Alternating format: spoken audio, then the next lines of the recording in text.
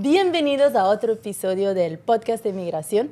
Soy la abogada Julia y como siempre es un placer tenerlos de vuelta. Hoy quiero hablarles de un tema que toca profundamente a muchas familias inmigrantes, el miedo constante en la separación familiar.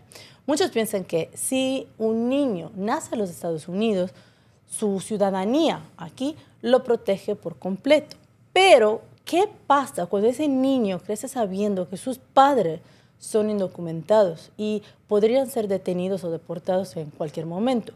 Ese miedo silencioso no solo habita en nuestros hogares, también vive en la mente y en el corazón de miles de niños y afecta a su salud emocional, su desarrollo neurológico y también su sentido de estabilidad. Aunque no siempre aparece en los titulares, esa es una forma invisible pero muy real de separación familiar. Una separación diaria impulsada por el miedo. ¿Cómo impacta ese miedo en el neurodesarrollo infantil? ¿Qué pueden hacer los padres para ayudar a sus hijos a sentirse seguros, incluso en miedo de tanta incertidumbre migratoria? Para responder a esas preguntas, hoy me acompaña una experta que ha dedicado su carrera a entender la mente y el desarrollo de los niños, la doctora Paula de la Rota, conocida por muchos como la doctora Pau, que es fundadora de la comunidad Doctor Pau. Comparte un espacio donde comparte herramientas y conocimientos sobre el cerebro y las emociones en la infancia. Con más de 10 años de experiencia clínica y investigación, también consultoría, la doctora Pau ha enfocado su trabajo en cómo los factores médicos, sociales y emocionales, como por ejemplo el miedo a la deportación, pueden afectar e impactar en el neurodesarrollo infantil. Una labor que cobra aún más fuerza cuando hablamos de nuestros niños, de los hijos de inmigrantes, que muchas veces cargan con miedos invisibles y es muy, muy difícil. Bienvenida, doctora Pau. Gracias por estar aquí hoy. Es una emoción poder estar aquí contigo y hablar más de ese tema muy, muy, muy importante. ¿Con qué frecuencias ves en tu práctica cómo los niños, las familias, son impactadas de situaciones de separación familiares o, por ejemplo, de la deportación? Bueno, primero que todo, muchas gracias, Julia. Sí. Qué bonito describes la comunidad y toda la trayectoria. Encantada por la invitación y por estar aquí hoy hablando de este tema tan importante, sobre todo dada la actualidad y todo lo que está sucediendo alrededor de la inmigración. Fíjate que no es algo muy común en mi práctica. Yo soy profesor asociado de la Universidad de Miami. Y ahí me desempeño como neuropsicóloga pediátrica y neurorehabilitadora, y usualmente los niños que suelen venir a mi consulta son niños que tienen diferentes padecimientos, tanto médicos como clínicos, entonces siempre hay como un componente más médico, y yo me encargo básicamente pues, de la parte de la evaluación, de medir toda su función neurocognitiva, de neurodesarrollo, de neuroconducta, y parte de esa evaluación también incluye hacer una evaluación más profunda sobre toda la parte social o socioemocional y conductual de los niños.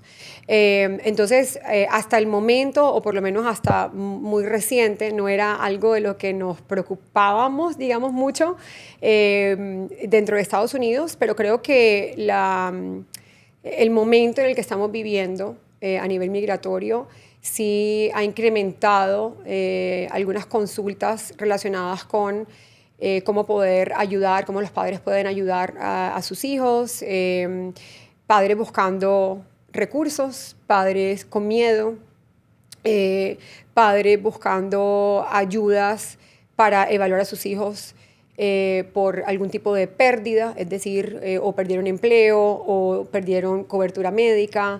Y dentro de la gama de la población o de pacientes que yo veo, pues siempre pueden haber lo que hablamos comorbilidades, es decir, más allá de tener un diagnóstico clínico, como por ejemplo, o neurológico, como la epilepsia o trauma craneoencefálico, esto puede también estar acompañado de una situación psicosocial, ¿no? Como por ejemplo un proceso migratorio de sus padres que le agrega una extra capa de estrés y miedo, ¿no? De dificultad, ¿no?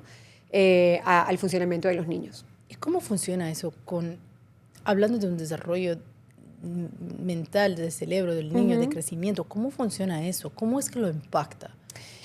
¿Hablas del miedo específicamente? Sí, del miedo, de la incertidumbre. Sí. Por ejemplo, muchas veces hay hijos que saben que los papás son inmigrantes indocumentados y siempre tienen esa ansiedad. Claro.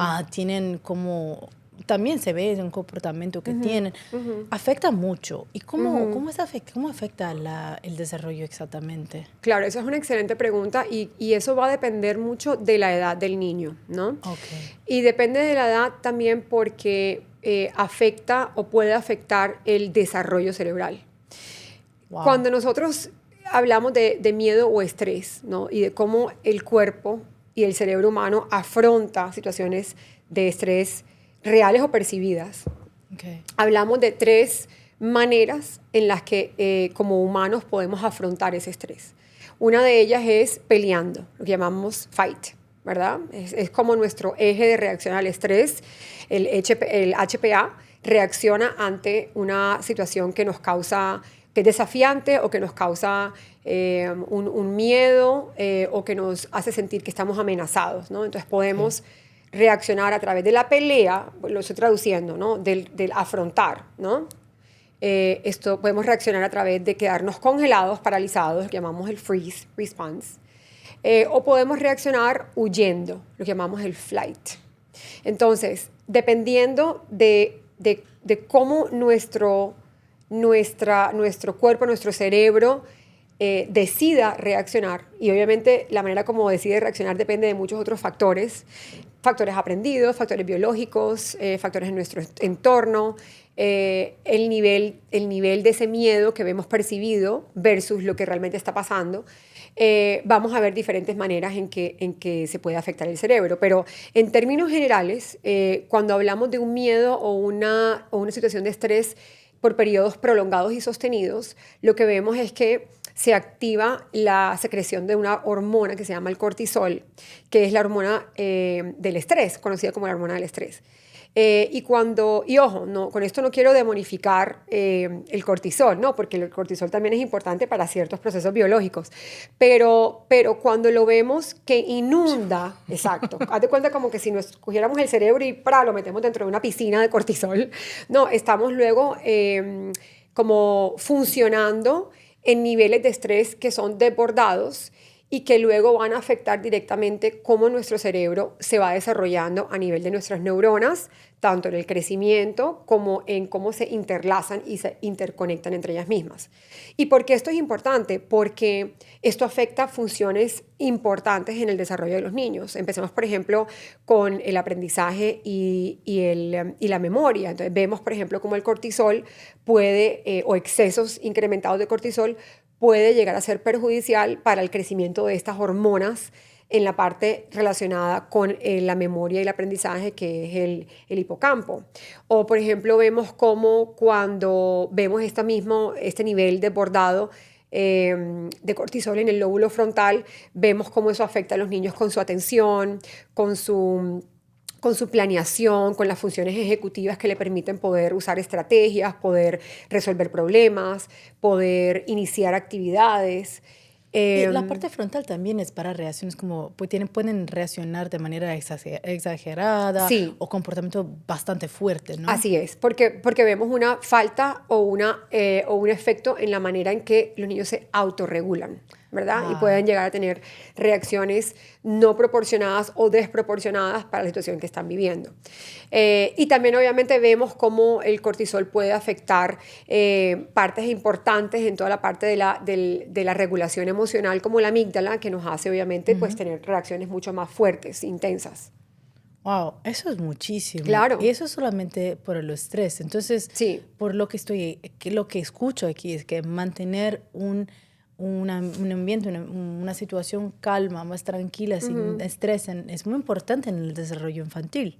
Claro, y para mí es uno de los pilares más importantes, inclusive pues saliéndonos un poco de la parte migratoria, hablando en términos generales, Sí, para mí sí, es uno de los claro. pilares más importantes de todo el tema de la crianza respetuosa y consciente, ¿no? En donde yo creo que como padres siempre intentamos que nuestros hijos tengan un funcionamiento emocional balanceado, donde se sientan seguros, ¿no? Un desarrollo emocional seguro, porque eso los va a hacer que puedan no solamente pensar en cómo solucionar problemas, volvemos a la parte de la reacción, no se quedan congelados, ¿verdad? Que no Ni saben tampoco cómo huyen, hacer. exacto, Ah, como que casi que inmóviles, sino que automáticamente dicen, listo, estoy afrontando la situación y cuáles son las herramientas o los recursos que yo he aprendido a través de mi vida y los he aprendido porque me los han enseñado o porque los he aprendido en terapia individual con mi psicóloga o porque los he visto ser usados por mis padres o mis tíos o mis abuelos, en donde como ellos mismos también solucionan problemas. Entonces, cuando tenemos una reacción emocional balanceada, saludable, podemos acceder a estos recursos, ¿no?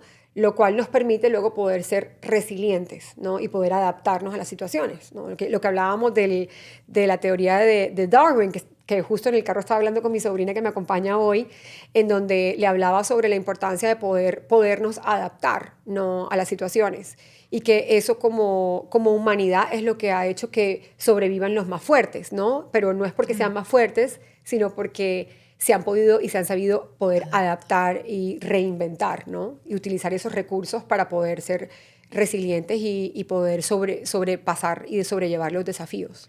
creo que justo los hijos de inmigrantes o la primera generación que nace aquí en los Estados Unidos son muy resilientes. Se han tenido siempre que adaptar en muchas situaciones. Me parece, ¿no? No sé, Sí, pero me no, de parece que así es acuerdo. porque viven desafíos Sí, diferentes sí, de otros que tienen un crecimiento diferente. claro que Porque a sí. veces no es solamente en la casa el miedo de tus padres, pero también en la escuela, los amigos, Claro, otra cosa que te da estrés. claro. Y también situaciones familiares difíciles a veces. Y te enseña. Fíjate que yo te puedo hablar en primera persona y sobre experiencia personal, porque yo soy primera generación nacida en Estados Unidos, de abuelos inmigrantes y de padres que sus padres inmigraron, pero ellos pues recibieron de alguna manera como el privilegio de poder tener ciudadanía.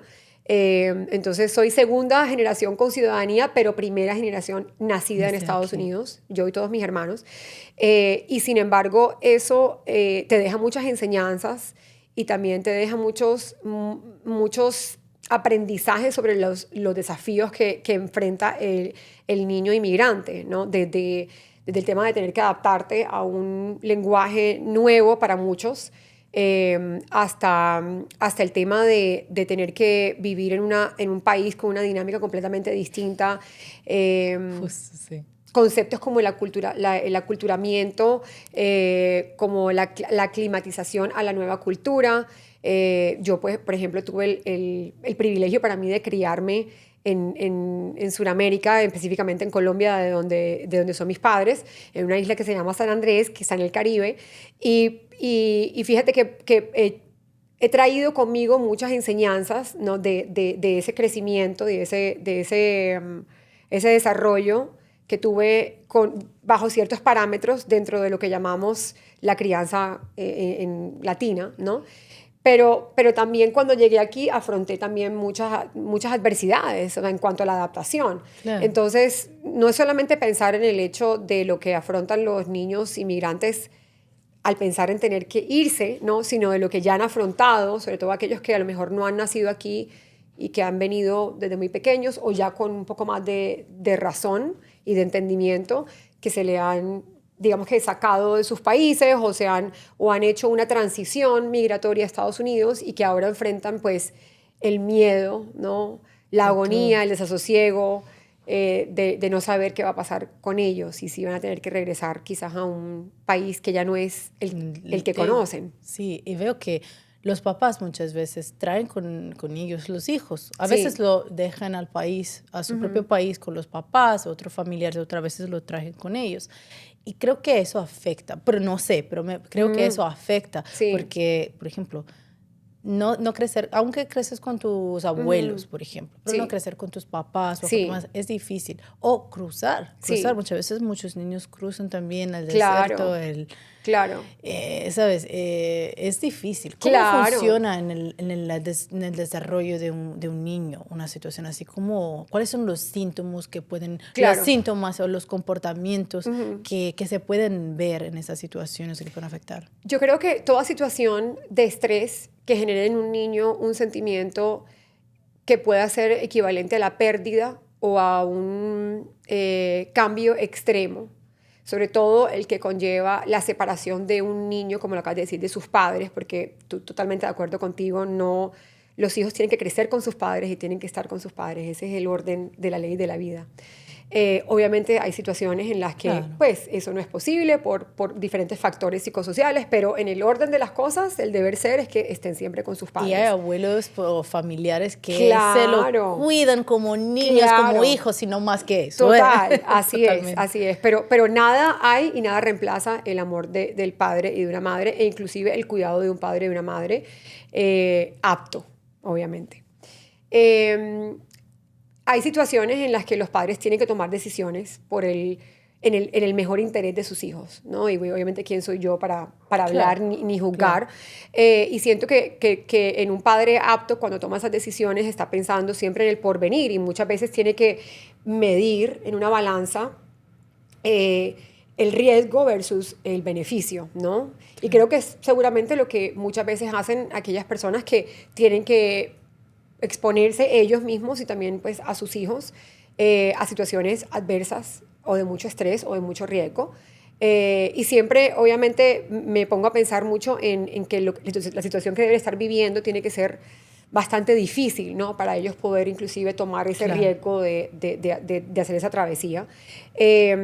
Pero más allá de eso, hablando específicamente en la situación migratoria actual y en ese miedo con el que pueden vivir actualmente los niños que ya están en el país, ¿no? Y que tienen que enfrentarse a una realidad en donde hay una constante amenaza. Y creo que eso va más allá de simplemente ser alguien nacido aquí o no nacido acá o con diversas situaciones migratorias o estatus migratorio. Pero siento que estos niños indudablemente enfrentan situaciones traumáticas, ¿no? Porque el ver, por ejemplo, a tu padre o a tu madre caer en una redada o el ver en donde hay un número o un gran número de inmigrantes siendo arrestados, detenidos, eso deja una huella impactante en el cerebro de ese niño, que puede conllevar a un sinnúmero de secuelas. Puede resultar en síntomas de estrés postraumático, en donde los niños tienen flashbacks, por ejemplo, como diferentes recuerdos, ¿no? Durante el día, que los hacen revivir esa situación. De trauma. De trauma, claro. Pueden revivir también la situación a través de los sueños y pesadillas, en donde constantemente están teniendo este miedo que incluso pasa el estado consciente, ¿no? Claro. En donde pueden también experimentar niveles de ansiedad elevados, de preocupación elevada, donde podemos también ver que se desarrollan síntomas de ansiedad por separación, en donde ya los niños entonces empezamos a ver los que tienen miedo de que los padres salgan de la casa, salgan a trabajar, de ellos mismos ir al colegio, ¿no? Inclusive le tienen miedo a que sus padres hagan actividades tan cotidianas como, por ejemplo, que mamá se haga las uñas o que papá se vaya a cortar el pelo, ¿no? Cosas que anteriormente en la dinámica familiar pues serían muy normales, que no presentan ninguna amenaza. Pero ahora vemos que ya los niños empiezan como a sentir ya un miedo desproporcionado, pero ¿hasta qué punto es desproporcionado? Porque es parte de su realidad, ¿no? Claro. Además hay factores que no ayudan, como por ejemplo las redes sociales, ¿no? En donde los niños están expuestos ya cuando tienen la edad y tienen el acceso a información que muchas veces no es vetada, muchas veces no sabemos el origen de dónde viene y tampoco... Si son buena información claro, o si es desinformación. Si es verídica, si es desinformación. Sí. También, por ejemplo, lo que vemos dependiendo del canal de noticias que los padres vean, lo que los amigos le pueden decir en el colegio o en sus otros círculos sociales. Entonces estamos expuestos también a los pensamientos y las opiniones de las otras personas, entre otras cosas, ¿no? Pero es un sinnúmero creo que de repercusión que tiene el hecho de que los niños sean y vivan en este constante estrés y miedo sobre la deportación propia o la deportación de sus padres. Eso realmente sin contar con el hecho del miedo constante a ser separado de tu familia, ¿no? Creo que eso es un miedo, o sea, no me puedo imaginar por un niño, por un joven, cómo se puede sentir sabiendo que en cualquier momento te pueden quitar tu familia. No me lo puedo imaginar, creo que es algo horrible. ¿Y qué diferencias hay entre un niño que vive en una estabilidad emocional, con seguridad emocional, entre uno que vive con ese miedo constante o con esa ansiedad, estrés? Claro, yo creo que eso también depende de la edad, ¿no? Y vemos diferentes reacciones dependiendo de la edad del niño y su etapa normativa de desarrollo, pero también va a depender mucho de la individualidad de ese niño y cómo su cuerpo y su cerebro reacciona ante esta situación, ¿no? Entonces, en los niños, por ejemplo, que vemos que reaccionan más como peleando, ¿no? Podemos ver un niño que puede afrontar preocupaciones y responsabilidades de los padres, ¿no? Porque muchas veces es el niño que es bilingüe en una casa en donde sus padres no pueden manejar tanto el idioma, entonces ellos son los que traducen, los que leen las notificaciones de la corte, las audiencias, ¿no? Que eso los expone muchas veces a situaciones no aptas o no apropiadas para su edad, que los hacen madurar de una manera mucho más rápida, ¿no? Quitándoles un poco, robándoles un poco hasta su misma inocencia y parte de su infancia, impregnando su infancia, digamos que de estas situaciones tan difíciles y traumáticas que tienen una repercusión pues a largo plazo en sus vidas. Pero vemos, por ejemplo, que los niños que reaccionan de esta manera, pues podemos ver un niño que está todo el tiempo en función y preocupación a lo que está sucediendo, ¿verdad? ¿Qué pasó? ¿Qué sucedió? Alerta, hipervigilantes. En un niño, por ejemplo, que reacciona huyendo, la parte que hablábamos ahorita como es del flight response, ¿sabes? Yo huyo, puede ser el niño que tiene miedo de ir al colegio, que tiene miedo de que sus padres vayan a trabajar, que tiene miedo de hablar español en público porque no quiere que nadie a su alrededor lo asocie o lo categorice, ¿no? O que de repente vaya a ser como un factor de identificación para que su familia sea ahora un punto de atención, un centro de atención. Puede ser el niño que ya vemos que se reduce su interés en actividades que antes disfrutaba, entonces ya prefiere estar como más aislado, ¿no? Participar menos en actividades sociales. Y pueden haber los niños que están como en la mitad y son aquellos que simplemente se congelan. Que para mí esta es la más difícil de identificar, ¿no? Porque pues en los dos extremos vemos o el que está muy involucrado, porque está en su manera en su respuesta al estrés, está luchando o afrontando, y vemos al que está huyendo, ¿verdad? Pero el que está en la mitad, que es el que está congelado, muchas veces internaliza ese estrés, ¿verdad? Y puede ser el niño que a lo mejor no tenga dificultad verbalizando sus emociones, categorizándolas, identificando cuáles son los detonantes de esas emociones. El niño que pueda, por una falta de poder acceder a estas herramientas y recursos para poder sobrellevar esas situaciones, puede ser el niño que inclusive pueda ver más irritable en sus conductas, el niño que quizás antes pues mantenía un funcionamiento emocional muy normal, digamos, muy balanceado, y de repente ahora vemos que por cualquier cosa reacciona de una manera inesperada, de una manera frustrada, baja tolerancia a la frustración. Podemos ver que es más grosero, que es más altanero, ¿no? Yo veo mucho, yo veo mucho eso cuando se dice hijos rebeldes. Ajá. Pasa muchas veces. Sí. A veces son hijos ciudadanos que los papás son inmigrantes y al final esos hijos son muy rebeldes con los papás. Pero, ¿crees que lo que han vivido, cómo han crecido y todo, ha podido impactar su vida y sus reacciones y sus comportamientos?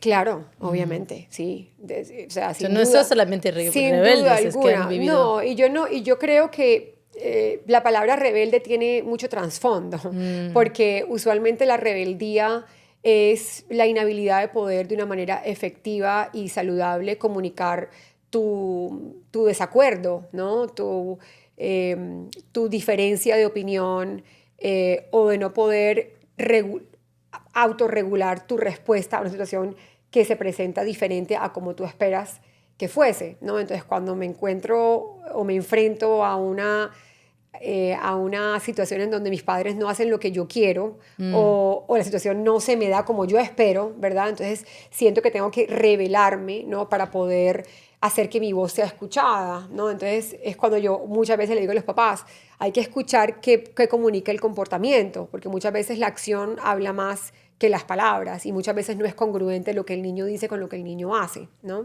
Sí. De ahí viene la importancia de poder, de nuevo, abogar e impulsar la emocionalidad sana, ¿no? Este estatus emocional o este funcionamiento emocional sano en los niños, porque cuando vemos esto, volviendo a la pregunta que me hiciste, el niño que sí tiene una emocionalidad sana, funcional, es aquel niño que obviamente en el contexto de su crecimiento, porque pues no podemos esperar de un niño de 5 años que pues tenga alto raciocinio sobre lo que está pasando migratoriamente, pero dentro de esas habilidades un niño pueda practicar, ¿no? Porque esto es una habilidad que vamos practicando y desarrollando prácticamente desde que nacemos, ¿no? La autorregulación. Pueda practicar la autorregulación y pueda utilizar estas herramientas que ha aprendido, observado de sus padres, de sus seres queridos, cuidadores, de sus profesoras, de todo el mundo a su alrededor, para poderlas poner en práctica en situaciones de desafío, ¿no? Esto es lo que llamamos la resiliencia, ¿no? En poder utilizar estos recursos para poder decir, ok, ¿cómo supero esa situación? Entonces, en vez de desbordarme emocionalmente y de recurrir a explotar, ¿no? O estas situaciones como de alto nivel emocional en donde están muchas veces desproporcionadas a la situación, yo puedo pensar, sentarme en un momento y pensar y decir, espera, mi papá no me dejó hacer X, Y o Z, ¿verdad? Pero ¿tiene razón o no tiene razón? ¿Me merezco una consecuencia o no me merezco una consecuencia? A lo mejor no estoy de acuerdo, pero puedo entender, ¿no? O sea, puedo entender de dónde viene la conducta de mi papá o esa consecuencia, ¿no? Entonces, a eso mismo yo digamos que lo generalizo a cuando los niños pueden enfrentar situaciones de estrés y miedo, ¿no? Entonces, Claro. si un niño puede verbalizar, identificar sus emociones y decirte, de acuerdo a su edad normativa, mamá, papá, tengo miedo, estoy asustado, no puedo dormir, tengo hambre, me siento triste, identificar sus procesos biológicos, un niño que podemos ver desde cierto punto regulado, y ojo, no quiero con esto decir que la expectativa es que todos los niños estén regulados todo el tiempo, porque eso también es pues no Posible, es real, una utopía. es irrealista. Claro. Exacto. Es, digamos que un objetivo Claro. aspiracional, pero no es la realidad de la vida, Claro. mucho menos en nuestros hijos que están en constante crecimiento y que su sistema ejecutivo, que es el que los ayuda a autorregularse, pues es el más joven de todos nuestros sistemas cerebrales, ¿no? Entonces se demora mucho más en llegar a esa posición. ¿Y qué pueden hacer los papás? Un papá tiene un hijo que ves que se da cuenta que Sí. no está bien, tiene algunos Sí. problemas. ¿Qué puede hacer? Porque no creo que si vas al doctor y dices, mira, mi hijo no se siente bien, todo lo entiende, ¿no? No creo. Entonces, ¿qué podemos dar? ¿Qué consejo podemos dar a los papás en situaciones como esa? Esa es una excelente pregunta. Yo creo que lo primero que yo recomendaría es hacer un chequeo interno como padre de familia y preguntarme yo misma cómo estoy reaccionando en este momento, o sea, cuál es mi propio funcionamiento emocional, ¿verdad? Porque sabemos que en todos los niveles los niños van absorbiendo y copiando nuestras conductas, ¿no? Ellos aprenden a través de lo que ven. Y desde que estamos chiquitos, desde que los bebés nacen, sabemos cómo el funcionamiento emocional, tanto de padre como de madre, tiene un impacto directo en la habilidad de ese niño para regularse. Lo vemos en bebés, solamente con ver la expresión facial de sus madres, ellos pueden sonreír o pueden entender que algo le pasa a la mamá solamente cuando la mamá cambia su estado de ánimo, ¿no? Entonces, ese reconocimiento facial. Entonces, ellos La voz también, también. todo, la voz, el nivel de preocupación, tu El expresión nivel de facial. preocupación. Claro, porque tú lo puedes manifestar a través de tu expresión facial, ¿verdad? O si tú cambias tus hábitos, si por ejemplo mamá todos los días hace ejercicio y de repente ya mamá no hace ejercicio, estás cambiando algo en tu hábito que tus hijos se van a dar cuenta que cambiaste, ¿verdad? O si por ejemplo tu semblante, de verdad, de repente eres alguien que se levanta todo el día, todos los días alegre, poniendo música y de repente ya esa rutina cambió, ya mamá no pone música, ya mamá no baila. Mamá no pone música, ya sabes que hay un problema. No, algo sucede, algo sucede, ¿no? Claro. Entonces ellos empiezan a poder reconocer estas pistas, ¿no? Que muchas veces son no verbales en sus padres. Y también empiezan a nutrirse de este estrés que está como en el ambiente de la casa, ¿no? Cuando hay estrés en una casa y en un hogar, se percibe, se siente, ¿no? Las conversaciones no fluyen, las interacciones están como alteradas, marcadas, no hay expresiones de cariño, estamos como en un rush, ¿sabes? Como todo el tiempo actuando súper rápido, no le damos tiempo al tiempo. Entonces siempre invito a los papás primero a que se auto-chequeen, ¿verdad?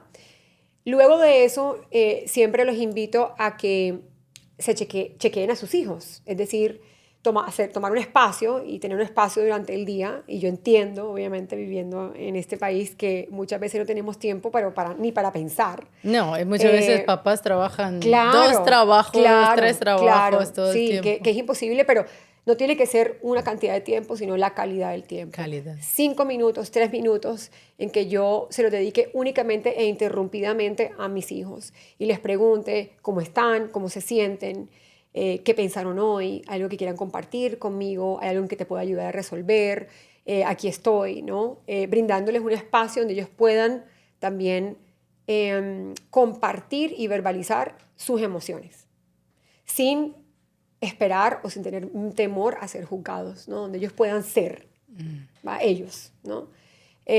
Obviamente no estoy invitando a la falta de respeto, ni estoy invitando a la rebeldía, pero sí estoy invitando a que les demos voz y que permitamos que esa identidad de nuestros hijos se pueda ver manifestada también en cómo ellos verbalizan sus emociones, ¿no? Y lo que ellos sienten y lo que ellos piensan.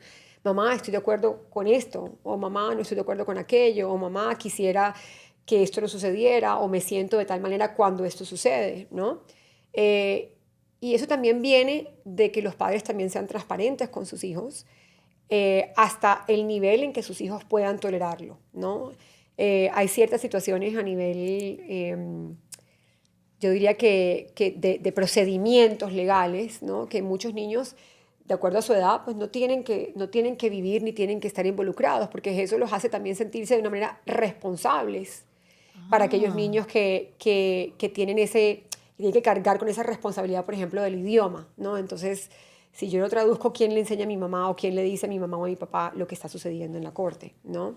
Claro. Muchas veces también podemos ver cómo hay niños que, siendo ciudadanos, pueden sentirse culpables hasta cierto punto, ¿no? De que ellos tienen ciertos privilegios que sus papás no. Y entonces se crea como una disyuntiva interna en yo tengo estos privilegios, pero estoy consciente de que mi papá o mi mamá no los tienen, y siento vergüenza muchas veces por tenerlo, me siento que este privilegio no me lo merezco, y eso me lleva a tener sentimientos de culpa, de pena, de tristeza, de ansiedad, de querer compensar. Entonces ahora también puedo empezar a tener como actitudes o adoptar actitudes de padre o madre con mis hermanos pequeños o dentro del hogar, ¿no? Que realmente no debería suceder, porque cada niño tiene que poder vivir sus etapas de desarrollo y todas las experiencias y vivencias que vienen con esas etapas, sin tener que saltárnoslas. Claro. Entonces, esa es pues la tercera recomendación. Y la cuarta, no sentir pena por buscar ayuda. Creo que es importante poder identificar si yo veo cambios en la manera como mis hijos reaccionan, cómo funcionan, cómo es su nivel de actividad, su nivel su apetito, su interés por actividades que les gusta, si los veo ansiosos, si los veo pegados a mí, que tienen ansiedad por separación.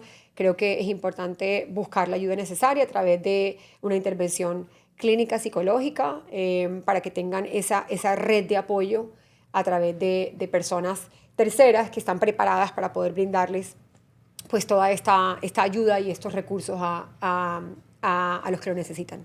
Y me dices algo muy interesante, que es los hijos que son ciudadanos americanos, que se sienten como una culpa, ¿no? ¿Y qué pasa en ese caso?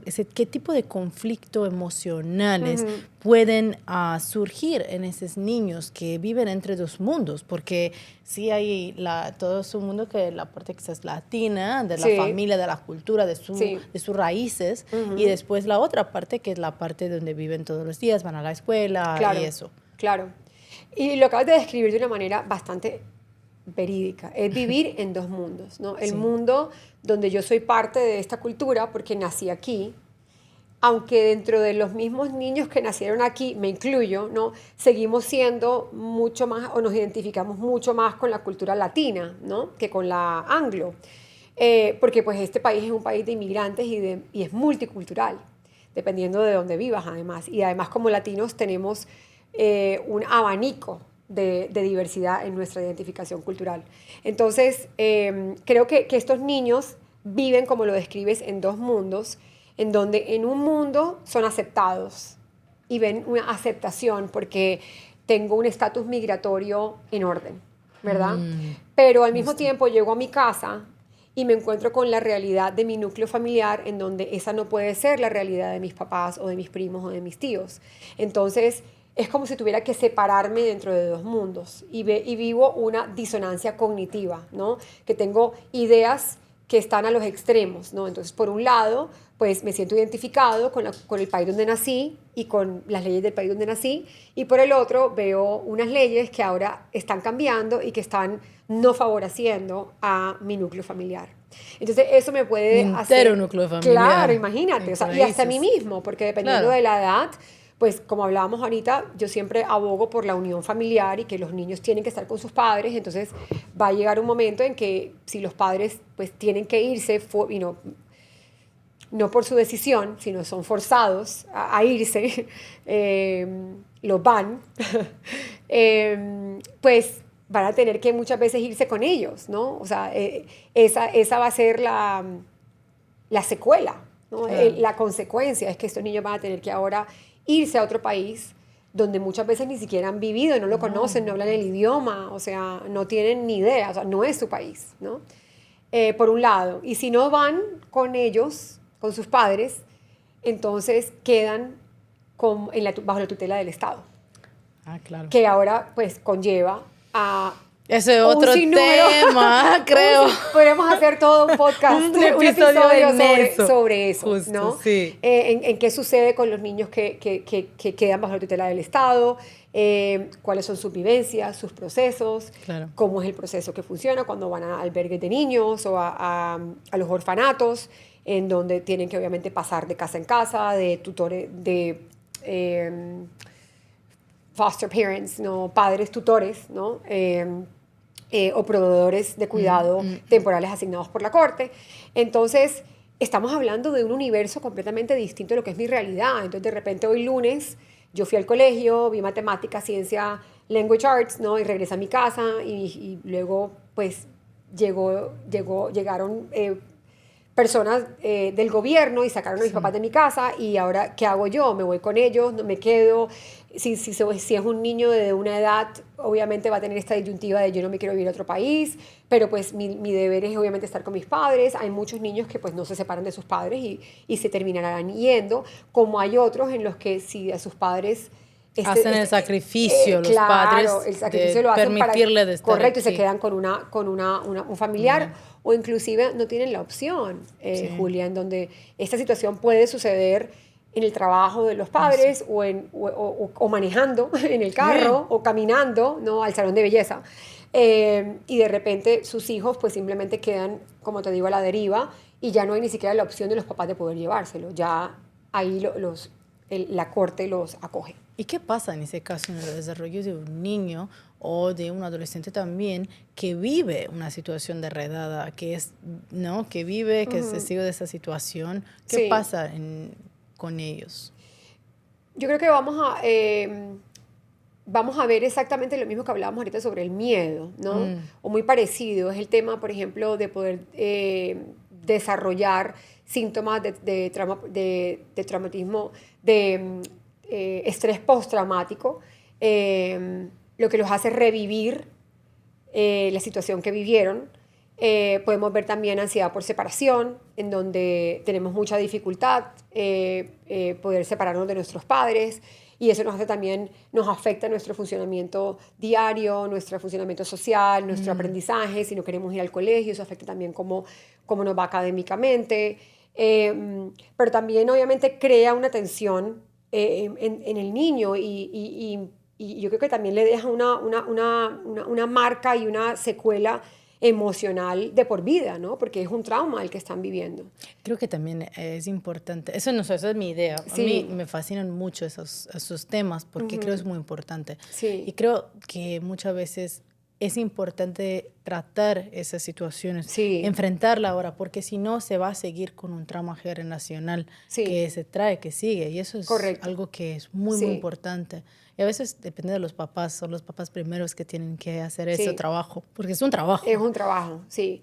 Justo. Completamente de acuerdo. Siento que hay que abordarlo, hay que identificarlo, hay que perder el tabú y el estigma que hay alrededor de buscar una ayuda, y creo que eso hace parte de la cultura latina, ¿no? Bien. Pues, cuando pensamos en ir al psiquiatra, al psicólogo, inclusive cuando vienen a mi consulta, que es un poco más médica, siempre veo o falta de información, ¿no? Hacia, no sé por qué estoy aquí, o no entiendo Eso mucho no el es para mí, proceso. no entiendo. Ajá. O veo diferencias, por ejemplo, muchas veces entre papá y mamá en su entendimiento sobre la razón del diagnóstico, o inclusive en su percepción de la situación que está sucediendo. Entonces, yo creo que encontrar ese punto en donde la familia pueda decir: esto es un evento traumático para nosotros, sea cual sea el resultado, sea que terminemos en Estados Unidos como núcleo familiar, o sea que, y mucho más, si hay una separación, ¿no?, entre padres e hijos, creo que es mucho más traumático. Pero más allá de todo esto, creo que cualquier evento que cause el nivel de estrés y el nivel de miedo, temor con el que se vive, en este caso, por ejemplo, con el miedo de un niño a ser separado de sus padres, o a que sus padres sean deportados, tiene que ir acompañado de un apoyo psicológico. Ok, eso es muy importante. Sí. Y en tu opinión, da experta, porque eres una experta en esos temas, ¿hay frases, rutinas o espacios seguros que se pueden crear en una casa, en una familia, para ayudar para dar apoyo a los niños en esas situaciones? Sí. Fíjate que dentro de lo posible, lo que siempre recomendamos es que se continúe manteniendo una estructura. Y la estructura y el orden no solamente nos van a ayudar a tener y mantener una dinámica familiar organizada, ¿no?, en donde puede haber caos afuera, pero nuestro espacio seguro se mantiene en orden. Y este orden te estoy hablando no solamente es de que nuestra casa esté limpia, de que nuestros espacios estén organizados, todo donde debe estar, sino también mantener el orden en nuestro cerebro. Porque es que cuando el cerebro está en desorden, es cuando empezamos a vernos abrumados, y cuando empezamos a tener situaciones en donde nos desconcentramos, nos dejamos ir, la motivación se va, no mantenemos nuestras ideas y nuestras prioridades como lo más importante que debemos hacer todos los días. Y al cerebro le gusta el orden. Por eso funcionamos mejor. La rutina, el orden. Por eso funcionamos mejor y aprendemos mejor en lugares donde haya poca distracción, donde los espacios sean limpios, estén despejados, donde las cosas estén en su lugar. Porque un lugar organizado es un cerebro organizado. Un lugar en orden y con estructura es un cerebro organizado y con estructura. Entonces, eso nos va a llevar luego a que podamos pensar mejor, ¿va? A que podamos luego tomar decisiones teniendo toda la información a la mano. Es como cuando tú estás tratando de armar una mesa, ¿verdad? Tú te compraste una mesa en Walmart. No, en IKEA. Y de repente coges y sacas todas las partes de la mesa, pero no las organizas, sino que sacas todo y ¡pra!, lo tiras en el piso, ¿verdad? Te va a costar mucho más trabajo poder seguir las instrucciones si tienes que todo el tiempo, cuando vas a buscar algo, tener que despejar todo, versus tener todas las cosas organizadas en una fila y saber, ok, aquí va el primer tornillo, este es el que son 2 tornillos, esta es la otra maquinita que hace esto, este es el palito que va acá, listo, ¿ya? Entonces me vuelvo más eficiente, me vuelvo mejor solucionando problemas, y eso me hace también tener más calma, ¿no? Pero cuando tenemos un cerebro que está sobrecargado y abrumado, no estamos en calma, estamos en modo supervivencia. Entonces, esa es de las primeras recomendaciones en cuanto a hábitos, frases que podemos utilizar. Claramente luego está la parte del acoger o abrigar a nuestros hijos y darles mucha seguridad, aunque nosotros mismos no sepamos a ciencia cierta cuál va a ser nuestro futuro, ¿no? Porque realmente ahora mismo pues nadie lo puede determinar. Y obviamente me imagino que te hacen miles de preguntas a ti como abogada todos los días, pero abogada, dígame, o sea, ¿qué va a pasar? Y tú eres como que, o sea, no te puedo decir, no sé. No sé. Entonces, de la misma forma, también pienso que los padres pueden generalizar ese mismo abordamiento hacia sus hijos. Es decir, no sé qué va a pasar, pero déjame, por lo menos utilizo un lenguaje afirmativo de que te doy la seguridad que tengo dentro de mí basada en la esperanza, de que esto es un momento de la vida.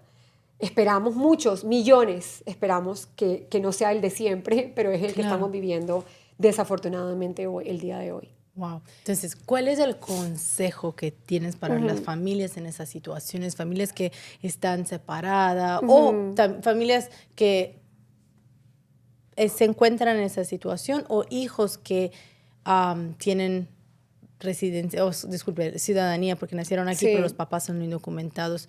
¿Cuál es el consejo que puede dar? Yo creo que ya varios los he comentado, pero dentro de todo yo pienso que mi mayor consejo es luchar hasta el final. Yo creo que la peor batalla es la que no se libra. Y creo que agotar primero todos los recursos para poder llegar al objetivo, cualquiera que sea, de ese núcleo familiar. El segundo es mantener la calma, porque de nuevo, te repito, la calma nos hace pensar con cabeza fría, ¿no? Muchas veces la emoción se interpone, ¿no? Y no vemos un poco más allá porque nos abruma, nos da miedo lo desconocido, ¿no? Y hay momentos en los que, si ya es inminente que va a pasar un cambio, ¿no? Invito a que... Ay, no quiero que se me vaya. No, estás apagar. Esto puede ser como bloopers. Si ya es inminente ese cambio, entonces invito a que la conversación tome como que se cambie a, bueno, y si esto sucede, ¿verdad? ¿Qué sigue para nosotros como familia? ¿Verdad? Entonces, hacer un plan. Claro, es pensar en, listo, digamos que no es lo que queremos que suceda, no queremos separarnos o no queremos irnos, en el caso de los padres, que para quien ni siquiera la separación es una opción, en caso de que ellos tengan que irse, pues sus hijos se van con ellos. Pero listo, si esto es lo que me tocó en este momento, porque pues no estamos en control, no lo podemos controlar, ¿cómo hago yo para mantener un poco de control dentro de tanto descontrol? ¿Ya? Entonces, pensar en ese plan B, listo, si esto sucede, entonces, ¿cuáles son mis opciones? ¿Dónde estoy parado? ¿No? Y empezar proactivamente a pensar en cómo armarnos, ¿no? Para poder afrontar ese cambio cuando ya sabemos que es inminente, que va a suceder.